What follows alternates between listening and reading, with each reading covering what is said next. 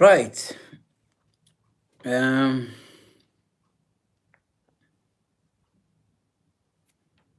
on a topic here. Right.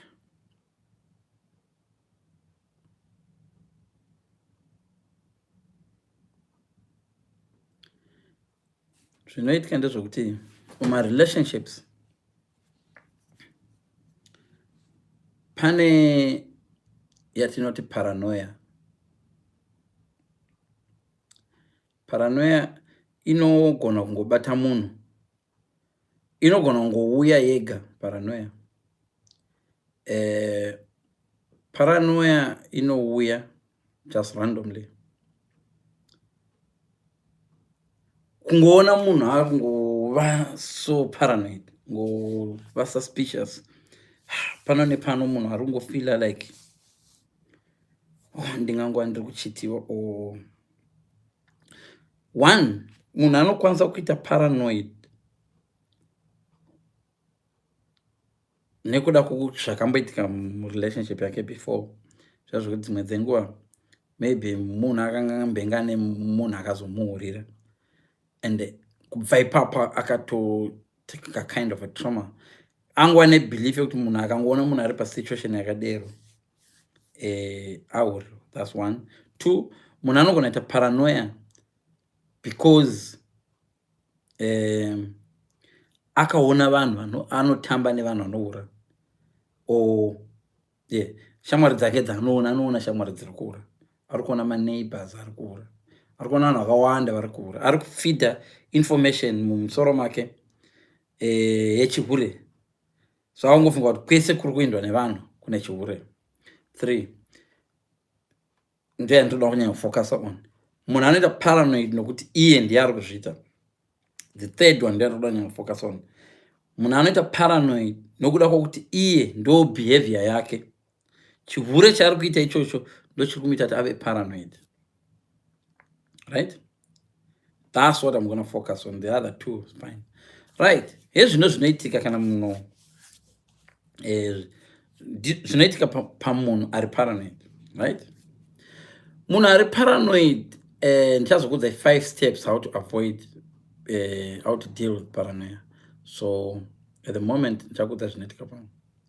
Munhu ari paranoid houno uyu abuda mumba zvakanaka, abva abikirwa futi nemukadzi wake, asiya mukadzi wake agaramo. Uyu aenda achiti ari kuenda kubasa kunyeba. Uyu asvika kubasa akuita zvekubasa, akupretenda hakusi kubasa, akugirlfriend. Oita zvaari kuita zviri kunakidza. As soon as achingopedza chihure chaanenge aita, paranoia inobva iti going back home.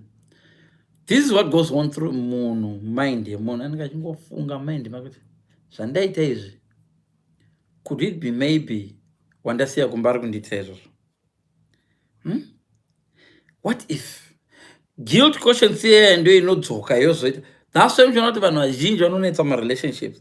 Munhu one anokunetsa murelationship, wandiitira zvekuti 9 times out of 10 ndo zvanenge abva kutoita.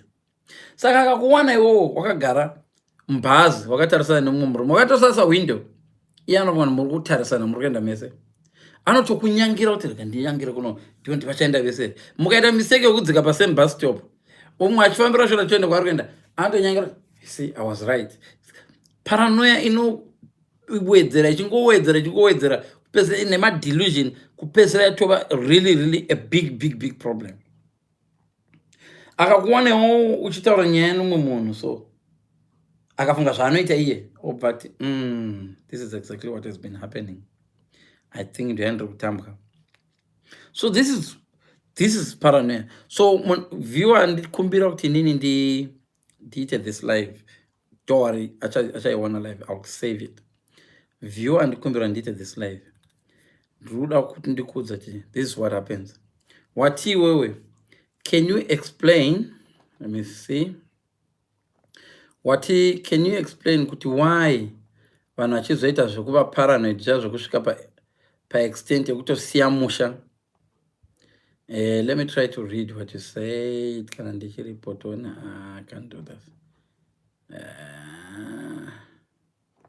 Just quit. ngatingosiya zvakadai so, right? Munhu wese ane chipfambi is very likely kuva suspicious. Mbavha yese inoba handiti, it's very likely kufungira kuti munhu akaguma homwe akubirwa. The other thing is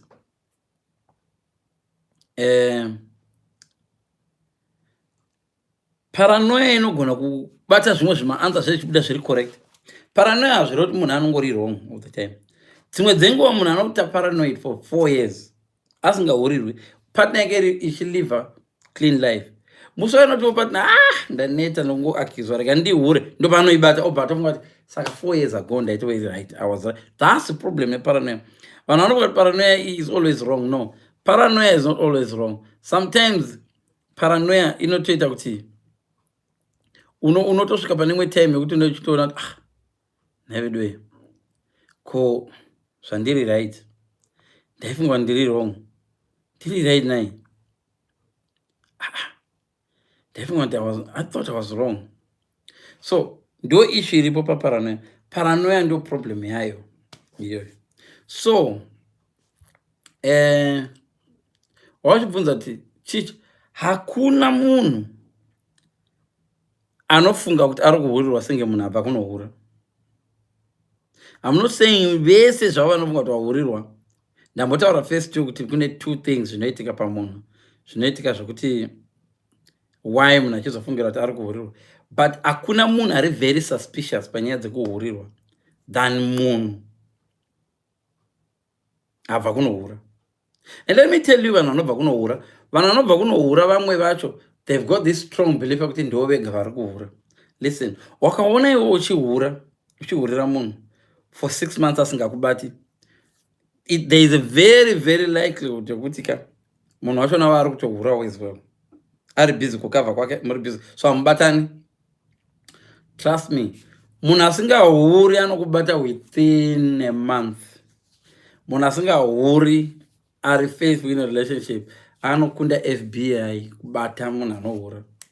Kune zvimwe zvinoitwa nevanhu inonzi naivety yekuti vamwe vanhu vanoti kana vachinamata vanobva ngofila kuti kana wangu angadero, wangu adero. And the majority of vanhu vanoti wangu adero ndimuri kuhurirwa manje. How do you catch munhu ari kukuhurira? The best way to catch munhu ari kukuhurira mu relationship is by being calm. Act stupid. Ita senge usingazvione, you will see. Wakada kungwara telefoni yako, watomuudza kuti next time asaseva number yaJose kuti Jose achaseva Josephine. Tione matext. Watomuseva kuti achaudza boyfriend yako shamwari iwe rega kutexta. Kakawanda munhu achiti rega kutexta, ndokutextira inini ndini ndichakutextira. Don't text me, inini ndini ndichakutextira. Kana sina kutextira ukaona ndakutextira from nowhere, tiziva tip node vane matrix chihure vanogona kuchita to perfection. So kana ndabata munhu, you've got a higher chance noku relax, pretend everything is fine. Vese vakabatwa mu relationship vakabatwa nokuda kwe complacence. So make the other person complacent. Chazo kufunga kuti akazungaira we hatombondibvunzi ndararepi. Musono mubvunza anenge asiri prepared to answer. Because ajera kuti mubvunzi to wararepi. You see what I mean? So the reason why I've done this live, one of the viewers is probably not there. Most of my viewers are on Facebook. So I've started doing my lives here and I'll be sharing them on Facebook. So I don't want my live on Facebook. So don't worry. From now onwards, my live I'm going to try by YouTube and share on Facebook. From YouTube, they share on Facebook. Right, I'll give you 5 steps that may help. I'm not saying that may help someone have a paranoia. We're not gonna find out paranoia tanga say. So identify what is making you feel that way. Why are you being paranoid? Don't look at what your partner is doing. Look at what is in yourself. What is making you so unhappy? When I used to be paranoid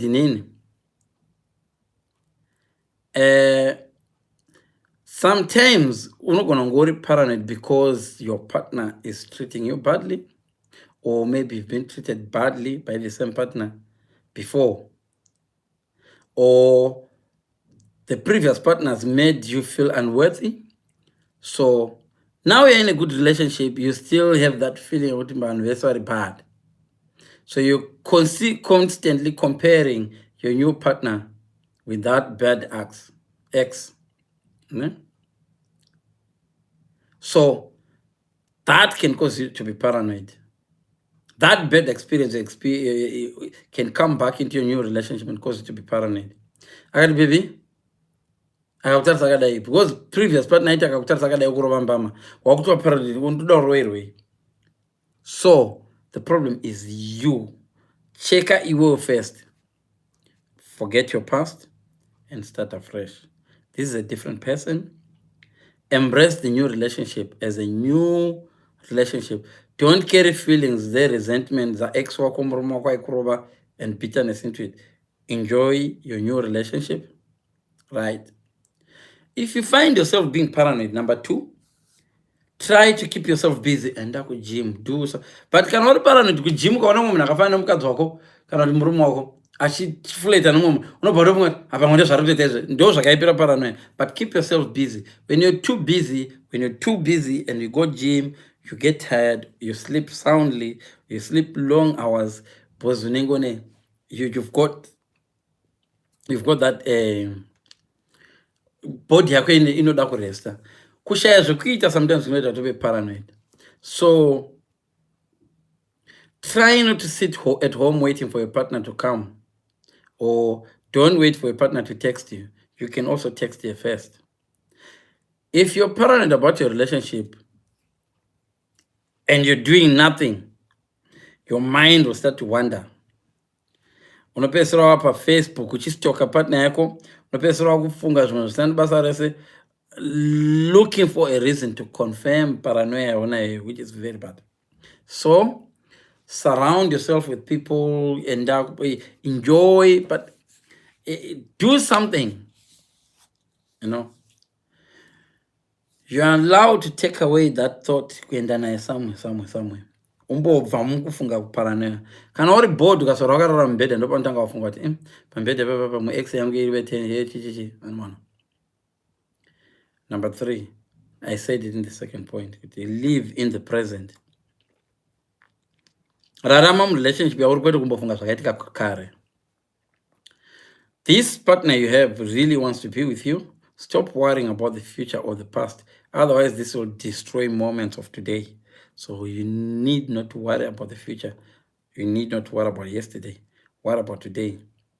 So as you do things together, and don't put your umbrella on before it starts raining. Rega kusana kupfeka umbrella kusati kwanaya wangona makore kutesa umbrella unoneta panozonaya mvura unenge waneta. So number 3, live in the present. Rega kurarama mu past tense. Yes, relationship yako yekutanga wakachitiwa 4 or 5. Rega kujaja munhu ari mu new relationship nekuda kwe past. That way paranoia inoita less, right? Number 4, communication ndo inobhita paranoia. Vanhu vese vari paranoid vakadanana nemunhu asiri good at communicating avalast relationship yailast. The big problem we have ndeyekuti kana ukanga iwo une communication problem ukadanana nemunhu ane paranoia amulast chero 6 months. Munhu ane paranoia anoda kuti achikubvunza kuti bebonga uve ne good communication skills. Naye baby kwakanaka here kwauri ndisuspect kuti ndandiripi kozvambokuita seiko.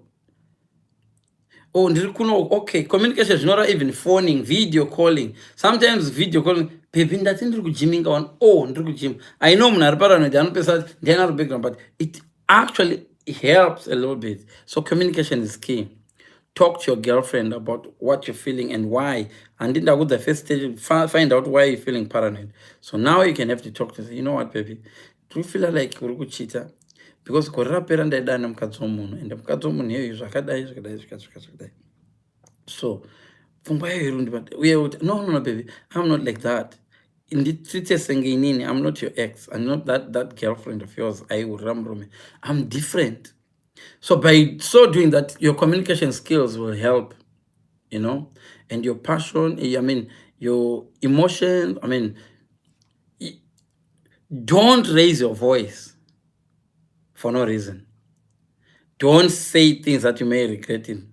Regarding, vandipindure rafu saka uri kuhura ndaona live yalion saka no, try not to raise your voice, because akakupindura rafu uchabva watoti 1 plus 1, because ndataura one thing chaunoziva nacho kuti munhu ari kuchita murelationship irudeness nerafu. Mamuri zvine basa nei newe izvozvo? Ndandiri kubasa. Kana asingauri anoura chii chawafunga saka unofunga kudii, kana usingadi zvogara neni buda pamba hatiri kurwa here. Pindura mubvunzo sezvawabvunza. Sign yerafu kazhinji zvinoratidza kuti munhu anenge ane imwe relationship, zvinouya naturally. Kana une imwe relationship zvinouya naturally. Rafu inongouya naturally, inouya sehope dzinongouya padzadira.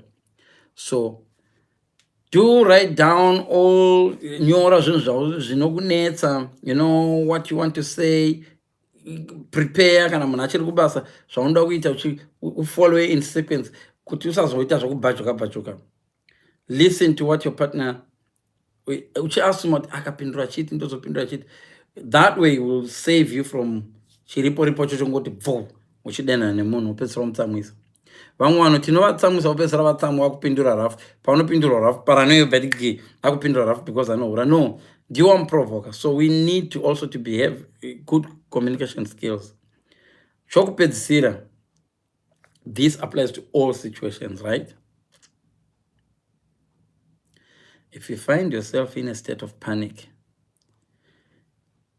that you wamanya ukamtsvaka ukamwana asiko kubasa kwake, motikari yake haipo panze, iye angati ari kuenda basa. Iparanoia. Sometimes paranoia inoita kuti munhu aite the extremes. Madam vati ndiri kuenda kuchechi, waenda kuchechi wasvika watendera muchechi waona havamo. Pamwe vari kutoilet. Rega kupanika. Think about what is worrying you and why. Then think about the worst possible outcome of the situation. Whatever that may be, simply overcome it in your mind with, let's say ndamuwanikidza rai ndiri kumutsvaka zvo ndikamuwanikidza achiura. Ndoita sei? Ndorwa nechikombere ndodii? Ndomurambe here? So the worst possible outcome of what you worry about is your partner cheating on you and then leaving you.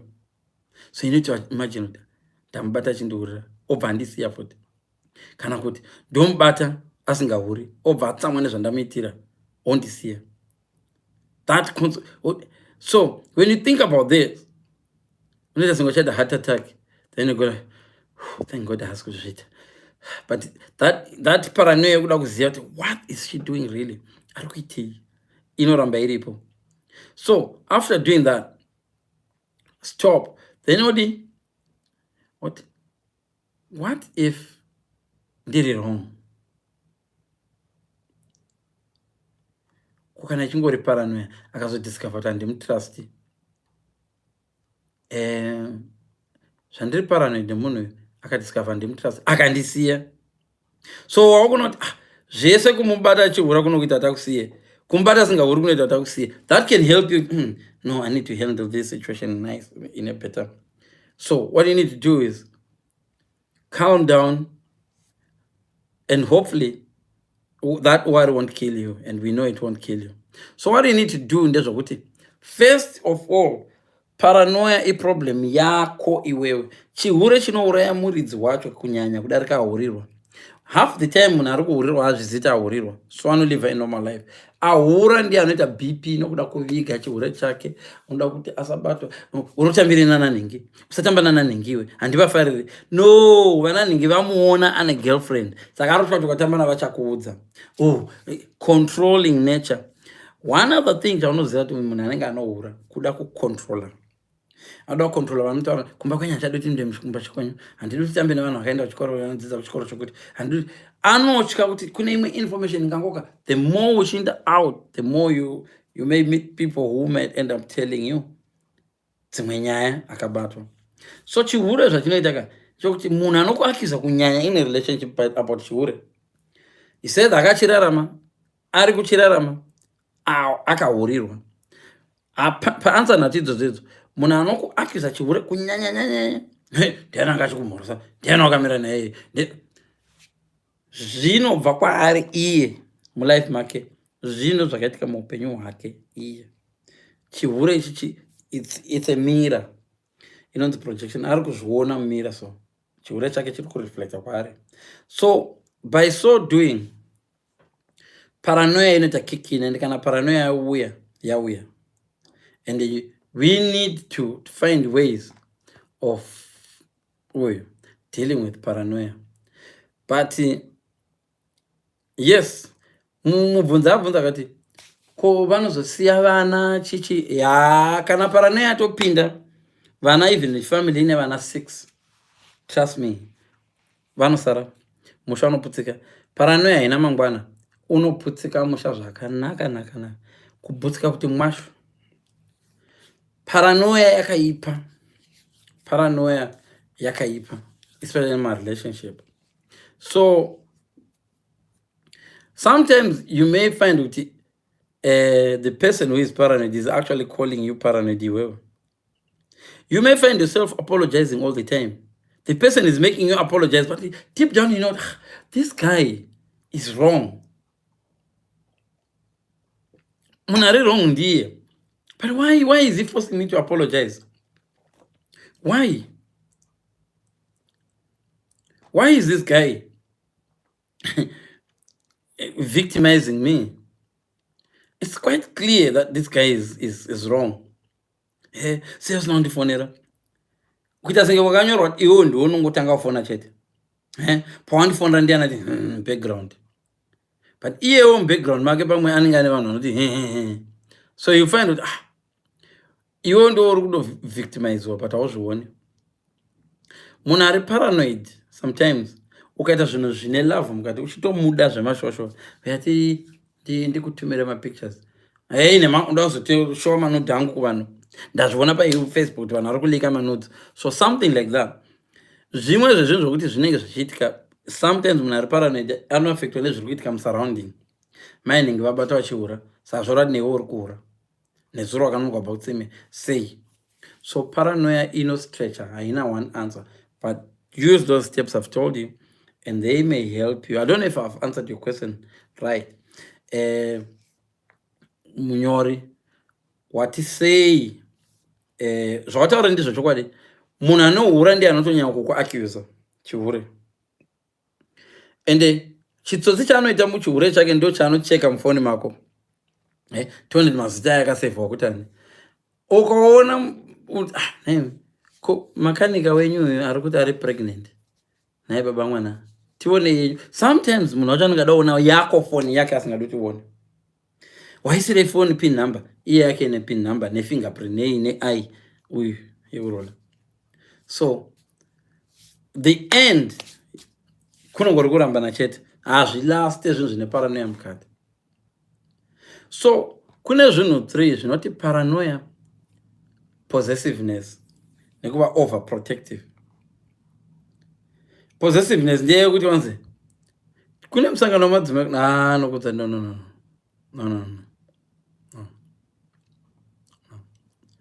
So when your partner is overly suspicious of you, remember, it's not about you. The problem is not you. Shamwari, the problem is got nothing to do with you. He is reading your emails, because he and the problem. Follower, you know. And sometimes it's a sense of insecurity. Munuyano says that is not good enough for you. So the only other option is to suspect better than me. I can see. So he knows that he is not good enough. So he is actually becoming paranoid because of his insecurity. Kutaura topic usina isavara kuti insecurity and that a mistake. you really need to know kuti munhu indiye ane problem. Yo, ukaona une partner iri over like that, rega kuva blind and start looking up for yourself. Sometimes someone will use paranoia to make you concentrate on yourself kuti samubata zvaari kuita. Sometimes munhu akauya neparanoia yake mbomutarisawo nesame lens raari kushandisa. Unoona munhu akauya nemagnifying glass akadai, you're allowed also to look into their eye nemagnifying glass yachona uri kuseri akakutarira akadai, iwe mutariso, you might see mamwe madhotsi ari mumuziso make more than ari kuona mumako. Ukadomubetsera, it's a ndingokubetsera. So don't ever let paranoia get you down.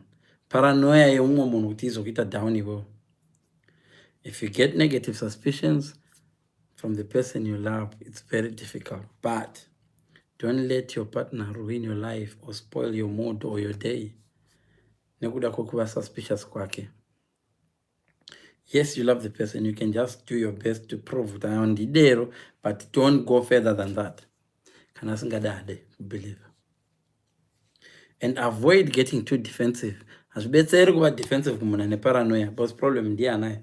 Ukazvi defense anokupesera ngofunga defensive. So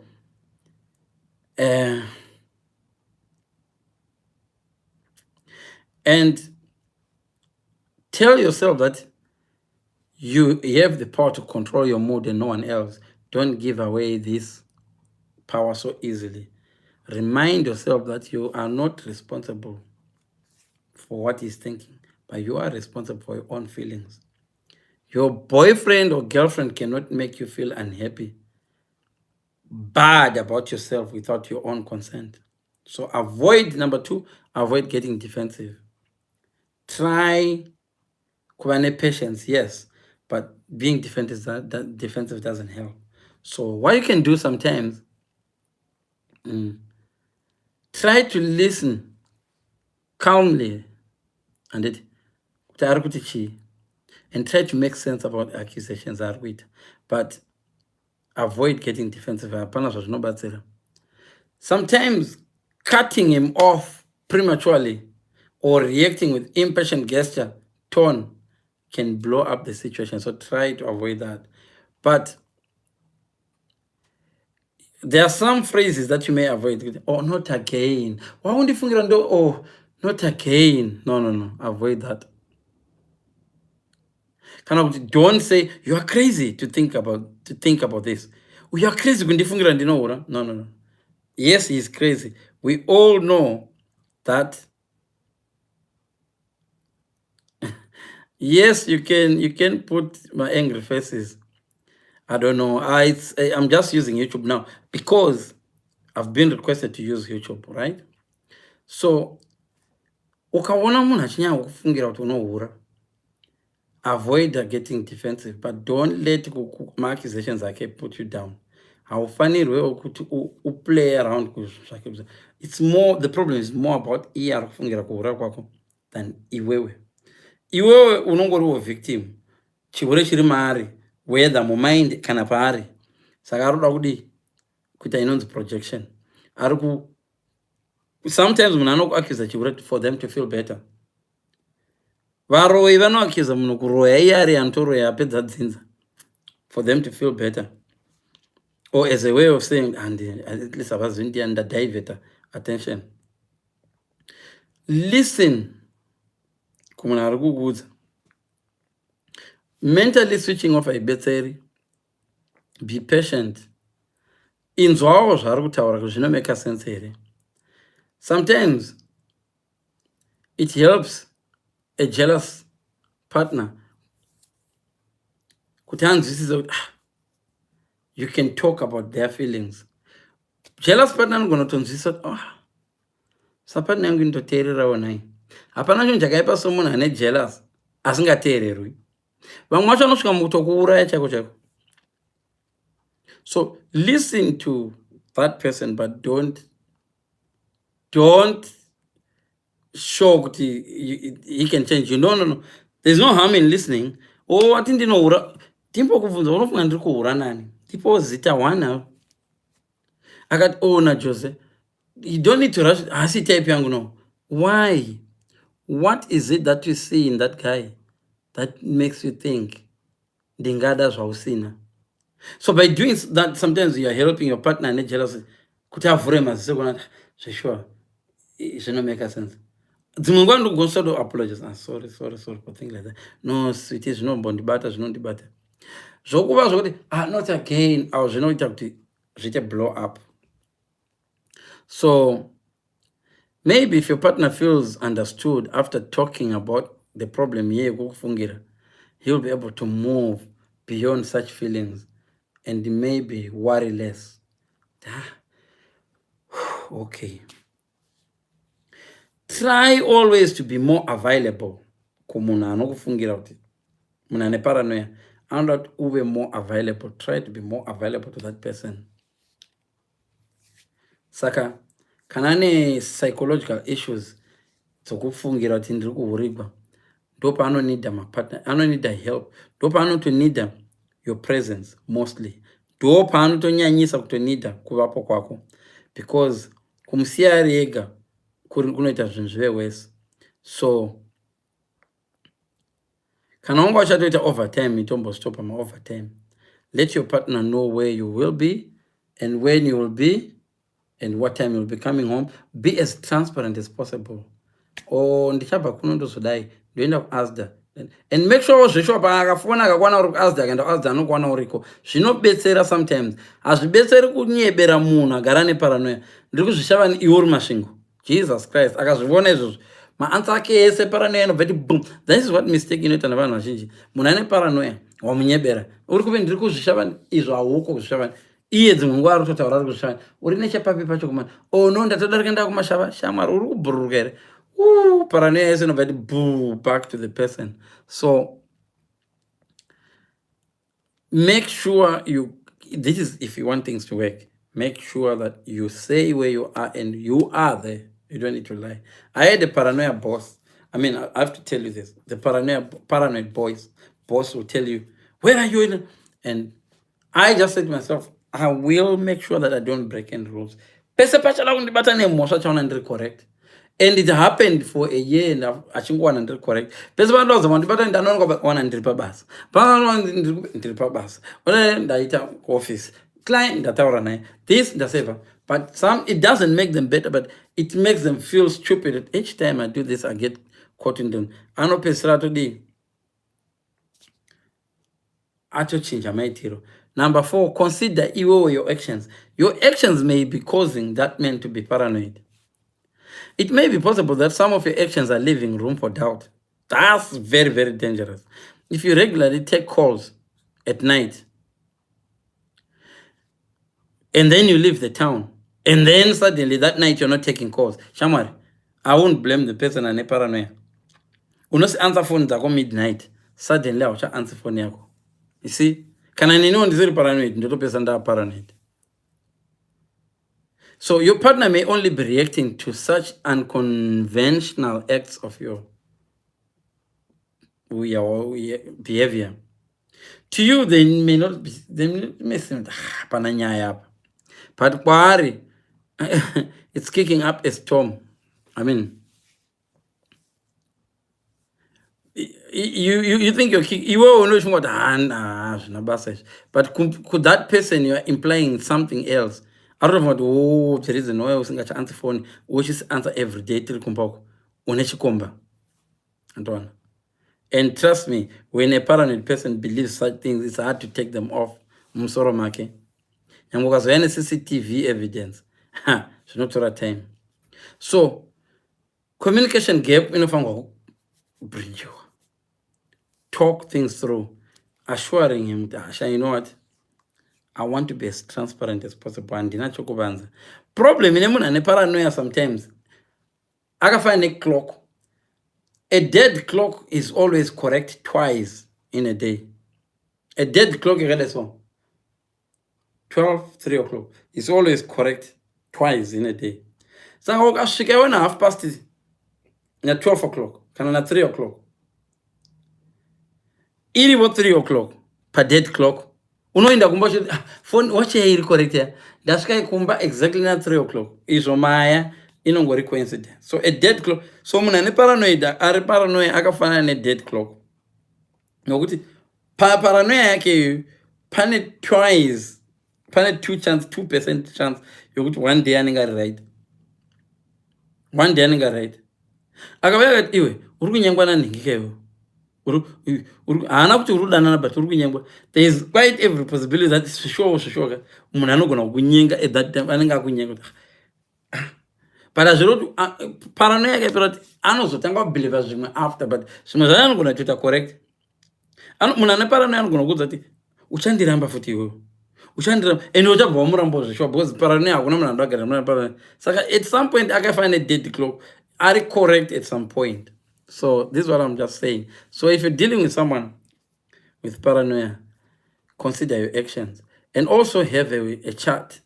Communication and communication is vital. So thank you guys for watching this. I will share it now. Kuvanhu vasiri pa YouTube. Don't worry about the numbers. This will be fine. So thank you so much, guys. Handina kuona papa chibvumidza kuchata, typing, or maybe there's messages, I don't know. But next time I will improve, because this is one of my really first YouTube live. I'm trying, I'm learning. So thank you so much, guys.